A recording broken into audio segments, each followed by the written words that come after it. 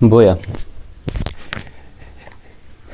এটি mobile, laptop এবং tablet, camera এবং কি রেকর্ডারের সাথেও সংযোগ করা সম্ভব। এছাড়া ব্লুটুথের মাধ্যমে আপনারা এটি কানেক্ট করতে পারেন। BOYAর একটি সমস্যা হচ্ছে এটি বিভিন্ন জায়গায় বিভিন্ন ধরনের সাউন্ড করে রেডিও ফ্রিকোয়েন্সির জন্য।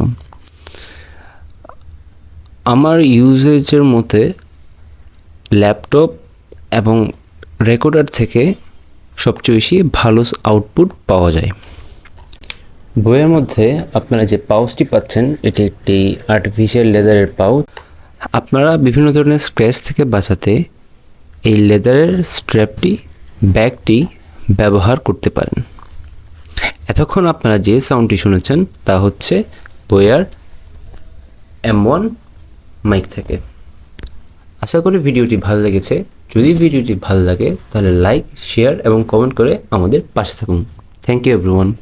আসসালামু আলাইকুম।